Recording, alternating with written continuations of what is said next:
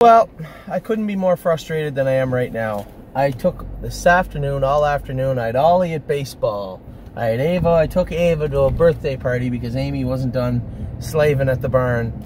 And I got all my videos done, all ready to, what I do is I record them on my phone, I upload them into Dropbox. It's the only thing I know how to do. And Curtis pulls them out of Dropbox and, you know, splices them or whatever the hell he does all together, puts them all together into the video. So I went into Dropbox. I was going to go upstairs and have a nap. I went into Dropbox to add, like, they're all segments, so, you know, the racehorses, babies, whatever. Went to add them all. No videos there. My phone had crashed. Right before I get done doing the videos, my phone crashed. I never thought anything of it. You know, I had separately made 7 videos.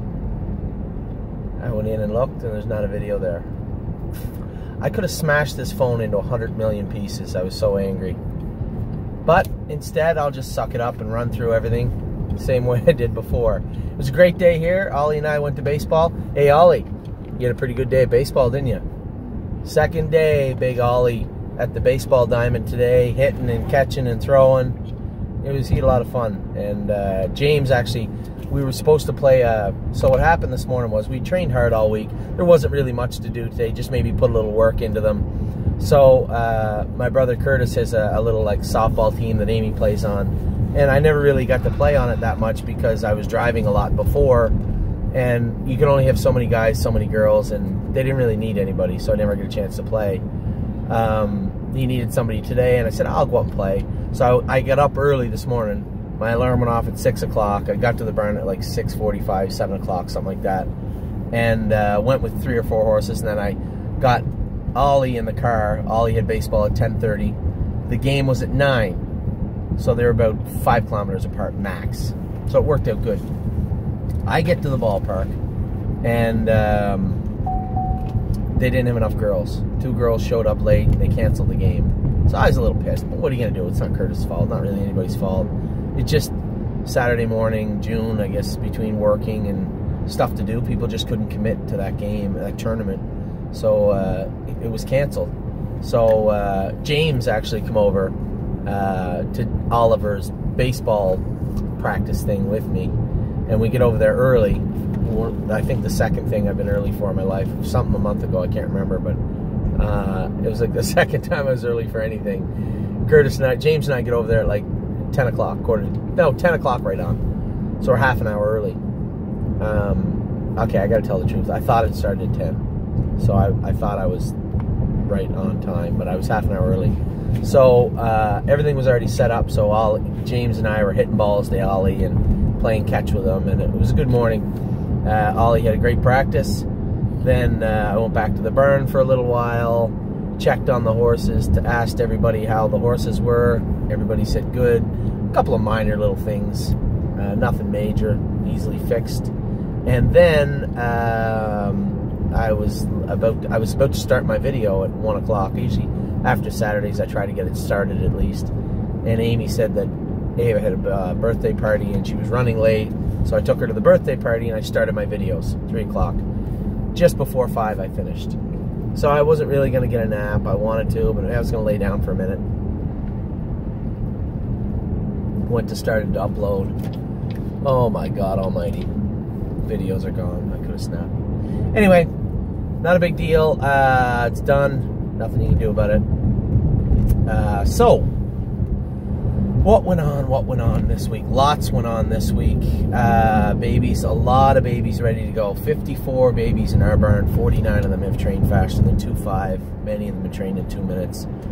A lot of them are ready to go right now. So that's pretty impressive, really. I'm very, very proud of the work everybody's put in.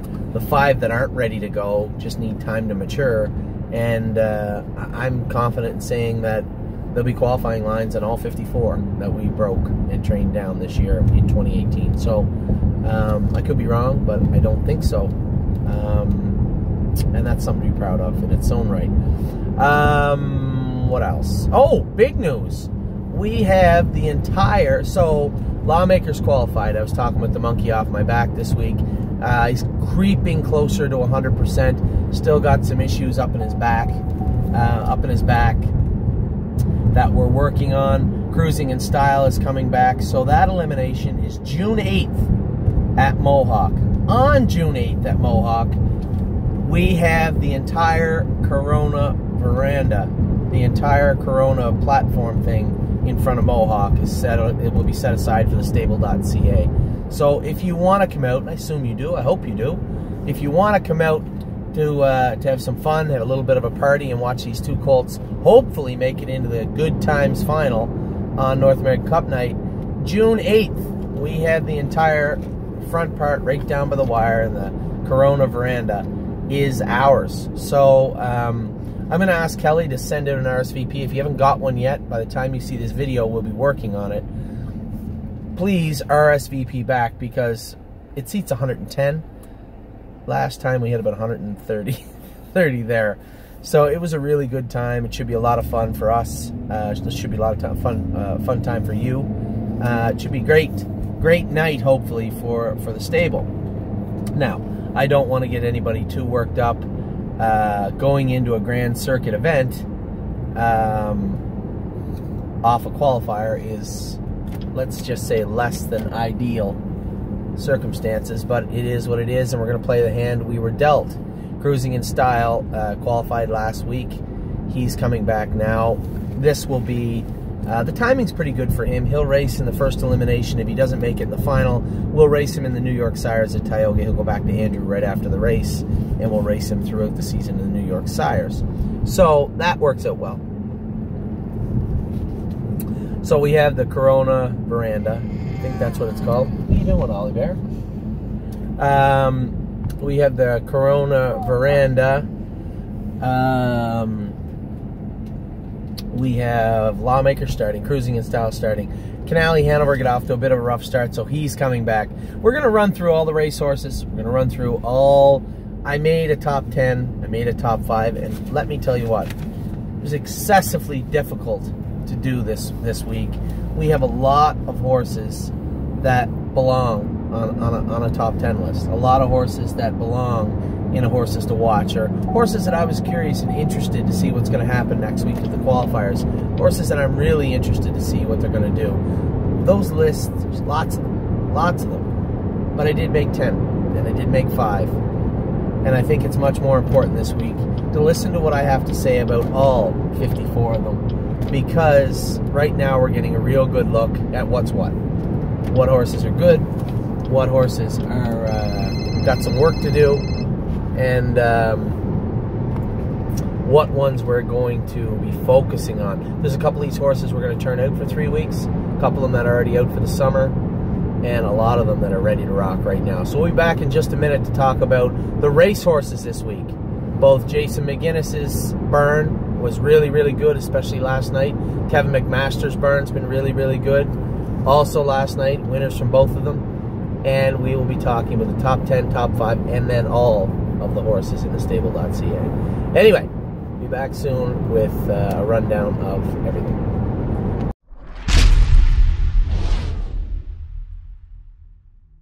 So we're back. We're going to talk about the racehorses. I'm going to tell you what, you want to know why I love going places with Ollie all summer? It doesn't matter how far you go. We've been in the car for 15 minutes. He was bouncing around, playing with his iPad or playing with his thing. Look, out cold in the back. He's a very good shipper. He's asleep.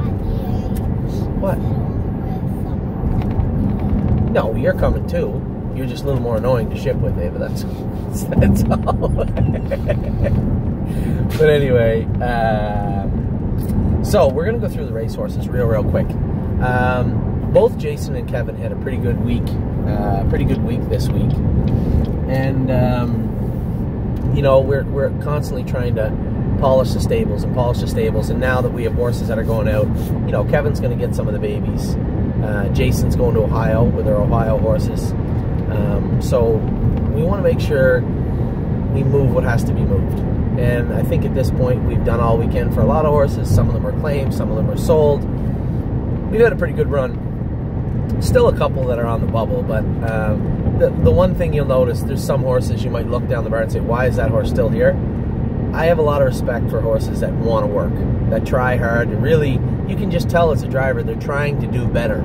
And I got a soft spot for horses that work hard and want to do better. So horses like Master Saver kept Master Saver all through this spring into the summer, you know, and lo and behold, Master Saver's last 3 or 4 starts, no breaks, never wanted to break, just put it all together. It took him a little longer, but he put it all together. And then last night, bounced out and absolutely trounced them at Grand River. First lifetime win by 6 lengths and 2-1. You might say, oh, 2-1. Grand River first night's really deep. 2-1 and 3 and a maiden, last half and, I don't know, a minute apiece, 1-1. Last half and a minute 4/5, I think. Last quarter 30 and 4, but won by 6 lengths. Really, really, really. And he was pretty proud of himself pulling up. He's bouncing around, throwing around. I think he just won an elite lop, but he was pretty happy with himself.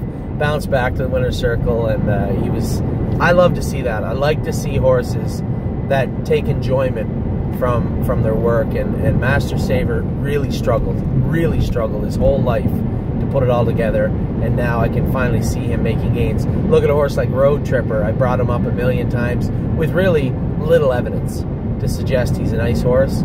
Sat 10th last week the entire way just to get him around. The middle of the track opened up and he came flying through the middle. Just got beat. 4th beat, a length, maybe 3/4 of a length. 157 and 3, I think. 157 and 1. Last quarter, 27 and 3. His own last half was like 55 and 4, 56 flat. He also is another worker that I stuck up for a very long time. And anyway, so we'll go through Jason's barn first. Jason's barn had a pretty good week last night. Promise Blue Chip won. You know, there's a filly that she's okay. You know, I thought she was going to be a stake filly. She really let me down. She dropped down the ladder from a stake filly to a good overnight horse to, she's okay. And that's a little troubling. It's upsetting when you can see a horse the exact opposite of Master Saver. Master Saver does everything he can with what God gave him. Promise Blue Chip does very little with what God gave her. You know, she goes out and puts in a mediocre effort, looks decent doing it, and our hope is that as we put the horses in classes that they can win in, they'll eventually decide that they like it and do more of it. Classification has always been very, very good for any size stable, and unfortunately Promise Blue Chips found her way into the condition claimers, but won last night, and looks like she'll probably be able to win in that class or do well in that class all summer. Certainly not to where I believe she could or should be, but nevertheless banging out some money. You look at American League race last night for Jason. Made a break in the first turn. Again, you got that deep track. He gets a little bumpy sometimes, but rarely breaks. Made a break last night in the first turn. I was a little shocked to see that. I was driving Delmar in there, who didn't race good at all, but he's going to have his good nights and his bad nights. I really thought last night was going to be a good night for him, and it turned out not to be. But American League made a break. Buckeye Babe made a break. A little frustrated with her. She's creeping into that bubble area where she's going to have to do a little bit more to secure her status in the stable, so to speak. I like this filly. I loved her last year. I like her spunk. She feels like she's struggling, so we're going to do our best to help her out, figure out what's going on. I think there's an issue with the shoeing, but where does that stem from? Could be an issue with her. We're going to have a real close look at her over the next week and see if we can't get her back going right and under control. So Buckeye Babe made a break last night. Now horse like Boston Glide. Boston Glide is a horse that really came out of nowhere his last start. Most of you that follow our horses. 4th, beat a length, got shuffled back and jammed up in the last turn, came flying down the lane. 4th, beat whatever, trotted 56 flat last quarter and 28 and a bit. Really impressive. Immediately after the race, there was some swelling in his left front leg. Never good. I thought when I saw it swell up that quick, I'm like, he's done for quite a while. Like Christmas, quite a while. And our clients really lucked out. We had him up to the vet and had him checked out, A to Z, and they've said cellulitis. I never heard of that in my life in a horse. Anyway, I guess it's a little more common than I thought. We really lucked out, so we cleaned his leg out. Now, in a full examination, we got a real good look at everything. They said his ligaments and tendons were still a little immature in his front legs and a little stretched out. So what we did, we put a real blister on. We cooled it out first and got all that swelling out. It did come out, took about 10 days. Got it all out. When we got him nice and cold, we put a blister on his front legs. And the reason we do that, the legs obviously get big. And it is what it sounds like. The legs got a little big. And when the blood rushes to heal that area, it's an old horseman's thing. The theory is that it also heals what's in that area. So Boston Glide looked great on the track today. It's been 2.5, 3 weeks. Looked awesome on the track today. I expect big things from this colt, but we have to be realistic of a time frame. This colt has always been a little physically immature. Sure, trotting in 2.2 and 2.3 at Flamborough, we can keep him healthy all year. Throw a couple of 56 miles into a Mohawk, now you're starting to look for trouble, especially if he's not 100% all the time. So I simply made it clear to the clients, and they all agreed. Boston Glide will be ready when he's ready, and he won't step foot on the track again until he's 100%. What I saw today was a horse getting much closer to 100% than I've seen him in quite a while. And that's not to say that we raced him lame, but this colt always had holes in him, always. You know, he looked a little funny here, a little funny there. Now we're starting to really pay attention, really tighten down on him. I think that blister really took a hold and worked really, really well. We're probably going to put him in the bike this week. If we continue to see the progression, you'll probably see Boston Glide back in 2 weeks. And if not, then it'll be 3 weeks or 4 weeks. So Boston Glide is a horse that went from being okay to, wow, that's a really talented colt. But we need to take heed and be careful that we don't hurt this horse. So Boston Glide shifted into a different category. A horse that I think has got an extremely bright future, and we don't want to dim that in any way. So Boston Glide, I'm keeping a close eye on. I think we're going to train him this week. If everything works out well, he'll be back in 2 weeks. 2 weeks he'll be ready to go. Fan the Flames, another horse. I told you, just take your time and relax. Fan the Flames has got a massive frame. He's very immature. He's a late foal, if I'm not mistaken. Just give him some time. And Fan the Flames has been racing great. I don't think he's, I don't know that he missed a check. He might have missed a couple, but not many. He's always knocking on the door. He's always doing well. Last week he was third in 57, trotted in 58, and looked really, really good doing it. Handy off the gate.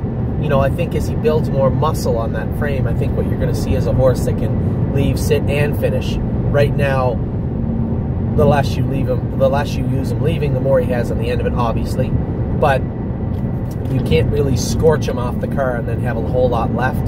The one night that I drove him at an 8-hole, he used really hard to get to the front, and he was 5th. Looked like he was going to be a winner or second halfway down the lane and kind of fizzled out. That's just that big, immature frame. Mentally, he's there. You know, mentally he's there.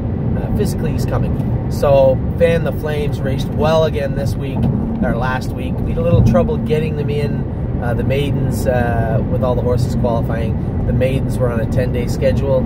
As I had said in an email to the clients, the owners of Fan the Flames, that might be a little bit of a feather in our cap.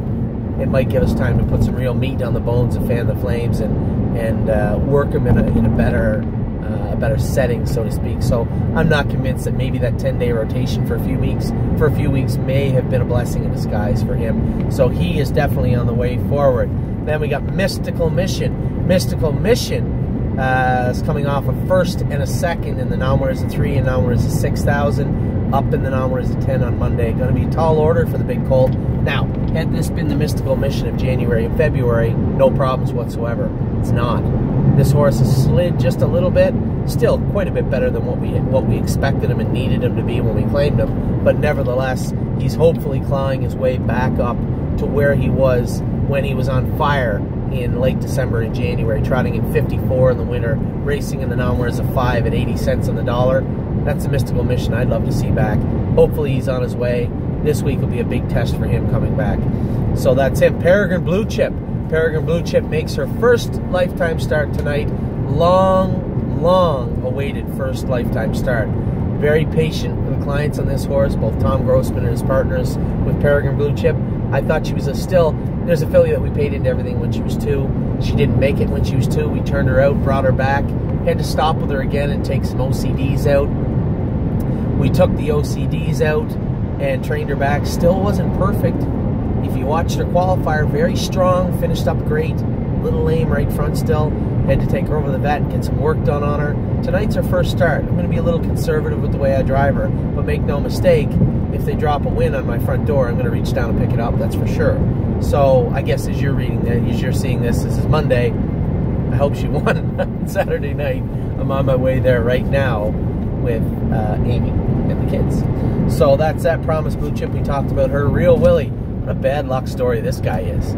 You know, we finally got him squared away, schooled him a big mile 3 weeks ago, brought him back, draws the 9-hole. Okay, take him back, come flying on the end of it, last half 55 and a bit, a mile and 54, 27 and 3 on the end of it, picked up a bone, finished 5th, just got beat for 4th, really happy. Enter him back in, 10-hole on Tuesday. So for those of you out there saying, I know what Anthony's going to do, he's going to let this horse rock out of there, you would be wrong. I'm going to drive this horse a little more conservatively this week. I think quite highly of Real Willie. I think he's transitioning back into a sounder, more comfortable, stronger Real Willie. And I think he just needs another easy week. Probably not what a lot of people want to hear, but you know, we're always going to try and do what's best for the horse. And I'm here to race horses, but I'm not here to hurt horses. And leaving hard with Real Willie into the 10-hole is looking for trouble. And we're going to have lots of time all summer to look for trouble. It's just not going to be this week.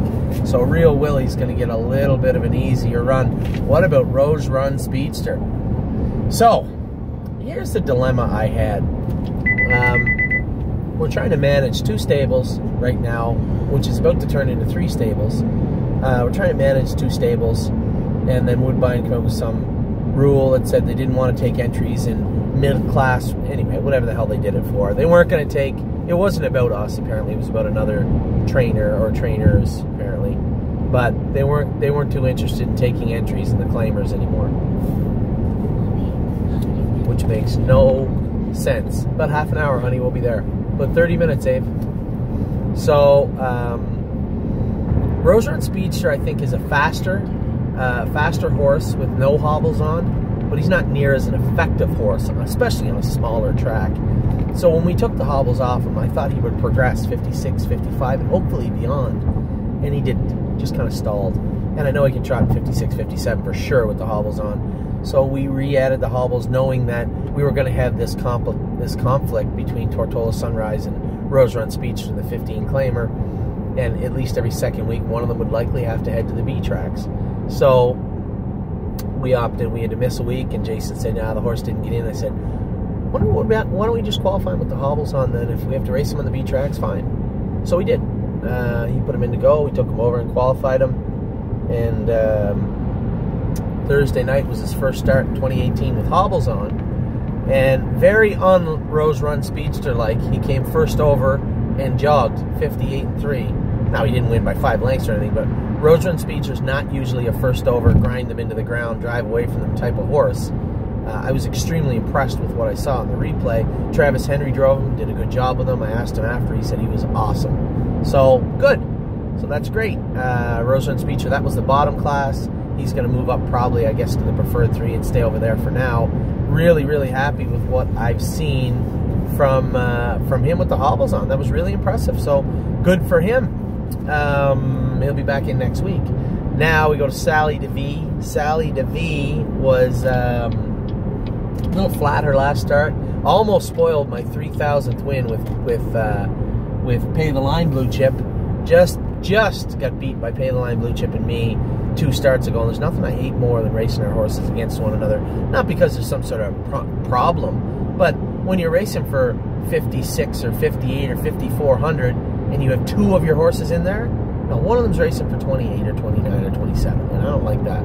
It's just bad business. But to fill the classes, we had to do that from time to time. And Sally DeVee got back in with Promise Blue Chip last week. I come first over with Promise Blue Chip. Shockingly enough, she backed up first over, but Sally DeVee wasn't awesome either. They're both a little flat. I think they did a little bet work on Sally DeVee. She's in to go Tuesday, and I think she's a good fit for that class. So hopefully we can get her back on a roll. It's a filly that I like. I've always liked Sally to be somewhat, and I'm hoping she'll be good. I think she's 3-1 out of the 7-hole. I mean, she's got a fit in that class pretty good. So pretty happy about that. Unfortunately, Zeppelin B has been bad at least 2 starts in a row. Raced great in Ohio. Brought him back. He raced okay, and then raced him the other night. He was flat as a pancake. Now, after his second start, 2 starts ago, they had him scoped. Yes, sweetie. Yeah, that's Wonderland, honey. After his second start back. Go there, watch driving. Well, maybe. We went there. Went there. He was no good 2 starts ago. They got him scoped. He had a big ulcer on his palate. So the thing that when you swallow, that thing that keeps your food from going into your lungs and your water, that's your palate. And he had an ulcer on his palate. You can only imagine how uncomfortable that must have been for him. So the vet prescribed some medication, and Jason, I guess, had him on it all week. Now, in a perfect setting, they would inject that palate during the week, and the vet didn't do that. And you can tell going to the gate, if you go back and watch the replay, you can see him throwing his head going to the gate quite a bit. He's uncomfortable, and he's a little angry about it.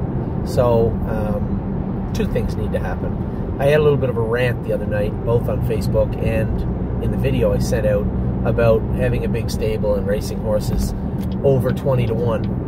And if we continue to bring horses to the barn, to the track, knowing full well they're going to be 30, 40, 50-1. I don't mind doing it once to teach the horse, get him in the setting and teach him. But if the best we can do is 30 or 40 to 50-1 morning line, then either we're not doing our job or the horses don't need to be there anymore.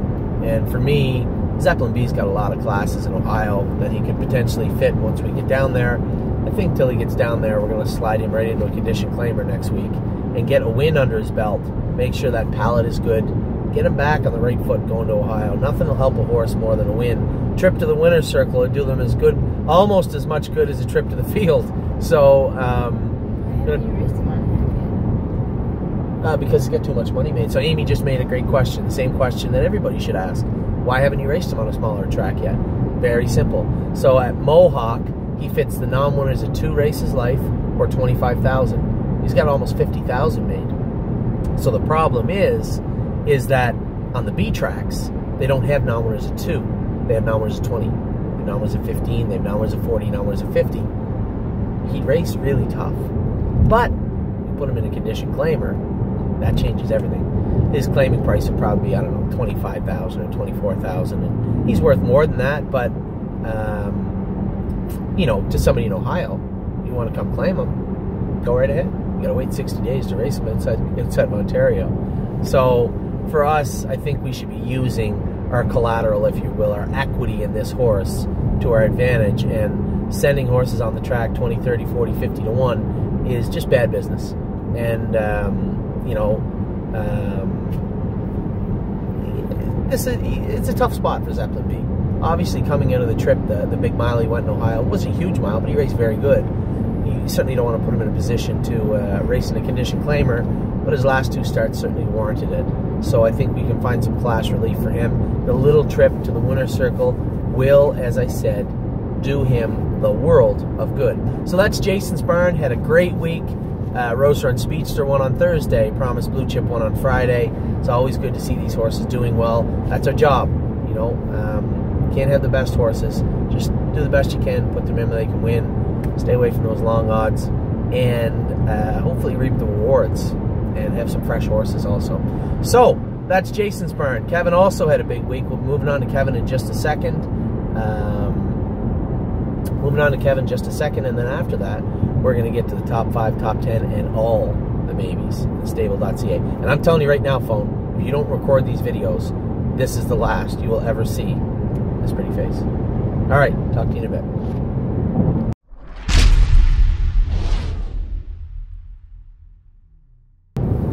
Now we're going to move to Kevin's barn. Kevin had a big week also. Last night, something happened that I've been waiting for a long, long time, and I talked about it at the start. Master Saver won. Master Saver was a horrible horse last year.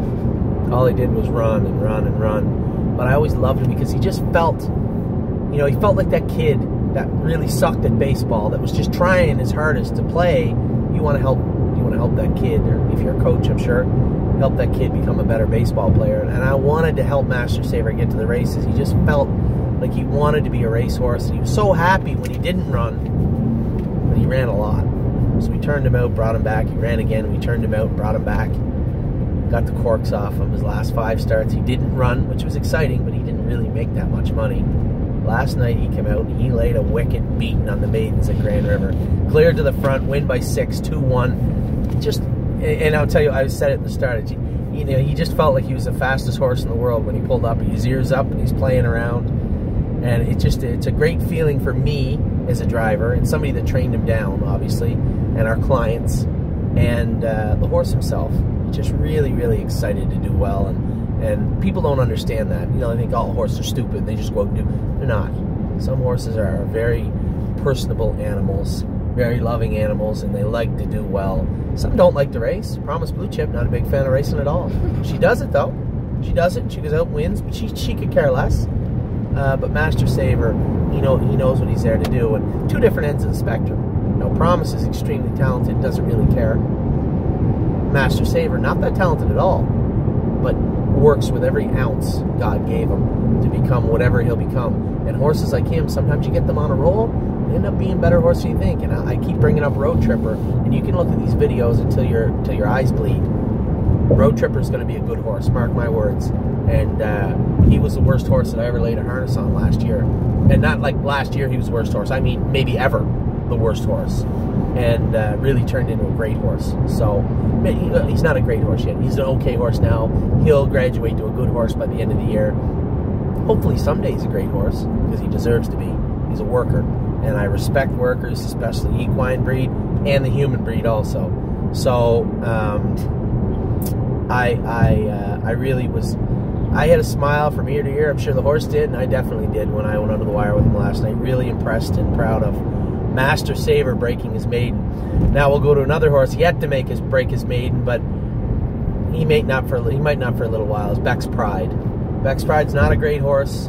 Another horse that I think he's got the gait and the attitude to be a good horse. He just doesn't have the talent yet, and I think maybe he just needs a little more muscle on him, a little more work into him. And you know, the people that originally sent us this horse, the Red Pass, very, very nice people. And you know, they've asked me on a number of occasions, hey, don't give up on him. You know, their father had bred this horse and passed away, and unfortunately I didn't get to know them very well beforehand, but I didn't want to give up on the horse, and I don't want to give up on the horse, and I've constantly made it very aware to them that, you know, he's not a very good horse yet. If I thought he was a bad horse, I guess I would just have to get rid of him, but I feel him wanting to do better, but just not there, and hopefully he will soon. I mean, I could have easily said the same thing about Master Saver 2 weeks ago, and look at him now. So, really, really happy with Master Saver, and hopefully we'll be having the same speech about Beck's Pride soon enough, but we'll see. Dancing at Midland overcame another scare, another horse that has scare, where we were worried he had a line in his cannon bone. It turned out it was not. He's going to be in the qualify on Tuesday. Bit of a mix-up with him. He was ready to race this week, and I didn't realize it. Kevin didn't realize it. Just never dawned on me, to be honest. Certainly didn't dawn on him either. He texted me. He was a little embarrassed. He said, listen, Dancing Midland was scratched sick his last 2 starts, and apparently there's a rule that you scratch twice in a row, you got to qualify. I didn't know the rule. And, you know, for our clients out there, I apologize. No excuses. You know, it happens from time to time. I'm human, he's human. I don't ever remember being in a position where I scratched the horse sick 2 weeks in a row and then had to qualify him. And I don't know. I don't remember one. Anyway, irregardless, as I had said to one of our clients, you know, not that it matters. I'm not trying to deflect here, but his first start back after 4.5, 5 weeks, he wouldn't have been probably that good anyway. You know, it would have been a trip, as we called it in horse racing, when you have a horse that's coming off a long layoff. you know, you're not going to gun them. They're not ready to go yet. You really just want to tighten them up a little bit. So you hit the middle of the pack, try and get some money. Hey, if you win, you win. You just try and get some money, and often you don't. It would have been I would say, less than profitable venture his first start back. Now, instead of that, we're going to wheel him over and qualify him. Qualify him on Tuesday, and then he'll be ready to go 5 days later. I think he'll be fine for Georgian Downs next Sunday, I believe. Del Mar J, we talked about Del Mar J earlier. Another horse that a bit frustrating because he's not as fast as we need to be. He picked up a 4th in the City of London final. Looked good that night, but was a disappointing 9th last night at Grand River, and I think he struggled with the deepness of the track. Another horse that has some injuries, some problems he works through on a weekly basis, and when we get them settled completely in a position where we can train him on a regular basis in between starts, Kevin has said it time and time again, I wish we could train this horse in between starts, and we can't right now. It's not, he doesn't have anything, you know, debilitating, but he's got a number of little issues that, you know, Kevin as a horseman is a smart guy, and he certainly doesn't need to ask. He knows. And he had said to me there about a month ago, he goes, you know, I think we can race this horse and we can do some good with him. We're not going to be able to train him in between starts. 100%. I agree completely, totally. You're the boss. And he is the boss. And for me, he understands it now. You know, a lot of times in this industry, we're put in a position as trainers where you want to look out for the best interest of the horse, and you want to look out for the best interest of the client. And those two things should run parallel perfectly. Sometimes they don't. You know, you get an owner that's in too deep or owns a lot of a horse, and, you know, that's where you start getting troubles with this industry. That's where this industry starts to chew people up and beat them up. And, you know, that's why I believe our program is so good. Even if you bought all of Del Mar J and things were tight, you had the ability to move shares of him. I saw shares of him moving yesterday. They weren't for a lot of money, because in real time, fair market value, he's not worth that much right now. But the opportunity for him to be worth more down the road is enticing enough where people were able to move shares of that horse. And to begin with, to get in, you didn't have to get in and buy all of them. You could buy pieces of them. And that's why I love this program, because it takes the pressure off Kevin and me in turn when I'm dealing with you. And it allows the horse to become the best horse he can. And if it turns out that Del Mar just isn't going to be an effective racehorse on a regular basis, then we can switch gears and have a different conversation about selling him. But, you know, he raced good 2 weeks ago and he raced poor last night. What changed? Track surface. And for me, London at the end of a long raced meet and Grand River first night, opening night, the track surface is going to be much deeper in Grand River. And I think, although he seemed sounder on the track, he wasn't as effective. So just got to find a common ground there and get Del Mar back on track and try and bang out some money with him. Facing Justice, another horse we had some real issues with. Claimed this guy. What's the old saying about the places paved, the road paved with the good intentions? Yeah. So we had two horses we were looking at claiming. One was physically lame. One was sounder and looked pretty good. I chose the latter, and he went lame. We got him, raced him once. He didn't race good, and he had a huge abscess in his foot. He couldn't walk, couldn't walk for 2 weeks. Kevin worked and worked and worked on him, got the abscess out, got him back going. He lost a little weight, getting that back on him. Trained him the other day in 2-4. He's a little bit lame afterwards. Plus, he's an old trotter, so we don't know what aches and pains were there before this ache or pain. So, I'm going to qualify him Tuesday. It's been 45 days. So, for those of you out there that aren't facing Justice, I apologize, but there's not much I can do. I mean, that's Mother Nature, right? Horse had an abscess, so that's racing. It could always be worse. He could be in a stall with a broken bone. So he'll be qualifying Tuesday and then racing again next week somewhere. I would hope the easiest place we can find a spot for him next week is when he'll have to race, and we'll go from there with him. But the good news is he's going to qualify on Tuesday. Now, happy holidays. Another wonderful story. Happy holidays. Brought her back. Give her all that time off. Here's oh, by the way, I was wrong. Not the fastest mare, trotting mare on a half-mile track in Canada. I was wrong. Must be second, I guess. Mystical Sunshine, I believe, was the name of the trotter. Went in 54 and 2 at Grand River. So second fastest, I guess. Maybe third. I don't know. So give her the time off. She broke the track record at Flamborough, so that's that. We give her all the time off. She wasn't that good in the winter. We just stopped with her. There was nothing wrong with her. Brought her back, qualified her good. Drew the outside her first start. Robert Shepard did the right thing, raced her easy. She finished third. Draws the outside again the other night. 7 and 7, I think. 7 and 6. Paul McKenzie takes her back, finishes 5th. She's just about due to go right down to Chinatown here the first time she draws the inside. And you can be sure, I'm driving her next week and she draws somewhere, anywhere in the middle to the inside of the gate. So that's where she'll be going. No one-way ticket. And that's how she likes it. She likes to be up front or in the 2-hole. She likes to one move, leave the gate, sit, and then another move, attack. Don't ask her for 3. She won't give you 3. She'll give you 2 really decent moves. And that's what we're going to ask Happy Holidays for next week. For the love of God, I just want to draw somewhere. And now I'm going to run out of gas. Now you just got to draw somewhere in the middle of the inside of the gate with her. And she might be worth a little bet for you gamblers out there next week. So we got them done. I'm on my way right now to race my little filly.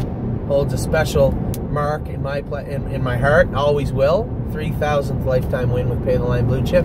She's in tonight. She has got a tall order tonight. Straight condition race in Georgian Downs. You can be sure they're going to go right around 55. So you can be sure tonight's mile will be the fastest mile of her life that she paces. She's looked great. There's a filly that we haven't done any vet work to in months and has done nothing but make money. We were offered a little bit of money for her last week. No, 3 weeks ago. And somebody said, why didn't you take it? I don't know, I didn't want to at the time. I mean, what more can you ask for? Every week she prints you a check of some sort. Rarely misses the top 3. Always sound. You know, she had sheeter issues in the winter with the corks on, but no vet work done to this filly in forever. Good afternoon, Oliver. You missed the park. Yeah. So, just a nice filly all around. So I'm hoping to, geez, I'd love to win with her tonight, but I'm hoping to scab some money out of her tonight. Maybe another third would be great, be perfect. But she's been racing great, so good for that. Kevin's done a fantastic job with her. She's been great. Stonebridge Hall, Jesus, another bad luck story. Qualified great, looks great, had that long layoff with that injury on his left hind leg. So this is going to make no sense to anybody with any common sense in the real world. But Monday at Grand River the draw for that card is Wednesday. Sunday at Georgian Downs, the draw is Thursday. Does that make any sense to anybody? So Kevin and I were sitting down talking about the horses, and he said, "No, what about Stonebridge Hall? What do you think anyway?" And I said, "Well, I don't think do you think he's ready to go to Mohawk?" And he said, "No, I wouldn't do that." He said, "But I don't really want to race him on a half." It's probably smart. I wouldn't race him on a half either. So Georgian Downs was opening. The timing was perfect. Entered him in the condition claimer, where it should be a little easier class for him his first start. Trained him up real tight. Class didn't go Sunday at Georgian. 6 horses in the class Monday at Grand River. But to race in Grand River, you would have to build a time machine, go back in time one day, and enter the horse in Grand River, because you had to wait another day to enter the horse for the Sunday at Georgian. I don't think I can explain how ridiculous that is to anybody, but it is. What exit is this? Cookstown. That's it. No, this is Cookstown? Oh yeah, Cookstown. Been a year. We need a break. So anyway, regardless, I know it's a timing issue, and Ian Fleming's office has a million things to do, so whatever. It is what it is. He'll be in next week somewhere, and again, it's an unfortunate incident, but there's not much we can do. The horse sound. I mean, another week's not going to hurt him. He's only going to be sounder. But would have wanted to race him. Now we're not going to until next week. But Stonebridge Hall, I guess, for those of you out there, again, who are wagers, gamblers, I want to take a serious look at this guy's first start, because he will be tight and ready to go. So that's Stonebridge Hall. Now, Tortola Sunrise, a little scabby gated the other night. He's not really There's another horse, another 20 or 30 to 1 horse. Another 20 or 30 to 1 horse. But he's close. He's one big race away from being 4 to 1. Just got to get him proper. And the other night he trotted 57 in the mud. Certainly not his fault. 57 in the mud is a good mile. But nice little 5th isn't that profitable. So I'd love to find a better. He's not really that effective on a half, that horse. I'd like to keep him off a half if I could. And Kevin and I have talked about that. I said, geez, you know, you got to race him on a half. Race him on a half, I guess. It's up to you. I don't know. But, you know, my personal feeling from when we had him, when we trained him, was he's not as effective. He's won his fair share on a half. He's not the soundest horse, big old Tortola. So you just do what you can with him. And we'll see. We'll see in the coming weeks. He had some holes in him the other night. I think he's due to have some veterinarian work. I can't remember what Kevin said he wanted to do with him, but yeah, I know he said he wanted to take him to the vet. So got to get him looked at, get him squared away, and get him back on track, because I think he should easily be a 12 claimer if he's 100% sound, but he's just not quite there yet. So if we can bang out some money on our way back to, you know, turn him into what I believe should be a very productive 12 claimer in the summer, then so be it. So that's Tortola Sunrise. Art Seeker.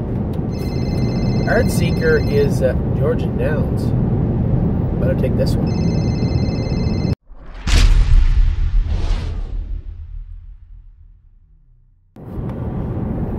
Yeah, that was Georgian Downs wondering if I'm coming tonight. Of course I'm coming tonight. I'm almost there. I'm pulling off right now. So Art Seeker made a break the other night, equipment break. Ripped his shoe off. He's getting close to the bubble too. He better pull his equine pants up, so to speak, because I don't like that horse there. You know, I thought he was a gold colt last year. I thought he was going to be a really talented colt, and a lot of the artistic fellas, they're okay, but they're a little shallow. And this guy raced really well, about 5-6 starts in a row, and then kind of fell off a cliff his last two. Made a break the other night. I'd like to see him have a good bounce back race this week. I think Kevin said he wanted to find some class relief for him somewhere, so I didn't elaborate on that with him. I didn't have time to, but I will this weekend, I guess. So by the time you know, I'll already know where we're going with him. So Art Seeker's got some work to do this week, but I'm sure he will do that just fine. Last but not least, and I mean not least, is the big bad Road Tripper. Road Tripper raced like a freak the other night. Still a long way from anywhere near what I told you he was going to be, but sat 10th the whole way. The seas parted down the lane, and he comes screaming through the middle. Had I pulled the earplugs out, he would have done one of two things. He would have jogged, or he would have made a break. And I didn't want to take a chance on flipping that coin. We've been down that road a couple of times with the old Tripper. So I just let him trot through the wire. I thought he might get there anyway, and we just run out of track. Last quarter, 27-3. Last half, 55-4, 56, something like that. He was awesome. He's got the two-hole. No, he's got the rail. He's got the rail on Tuesday. 8-1 morning line. Again, I'm not a gambler. But if I was you, I would not be letting him go off at 8-1 morning line. If I'm within 5 lengths of the leaders at the head of the lane, I don't think there's a horse in there that can beat him. So again, a little tidbit for you, a little nugget for you, if you will, for you gamblers on Tuesday night. Don't be overly concerned with the breaks he shows, because I'm not. I think Kevin's got him bang on, almost perfect right now. I think he's going to have a huge showing on Tuesday night. So that's Kevin's barn. Pretty good week for Kevin and Jason. Huge week coming up for TheStable.ca with our babies. We'll be back in a minute to talk about top 5, top 10, and that was super hard to do this week. But most importantly, keep a very close eye. Keep a very close eye on the top. McDonald's. Oh, there you go. Keep a very close eye on all the horses. We're going to give you the top 54, all the 54. She works really hard. Keep an eye on her when you're at the barn. Oh my goodness. Anyway, we'll be back. Oh, and so does Daddy. I'll just throw that in as an aside in case I need candy later. I will be back to you in just a minute. Top 10, top 5, and all 54.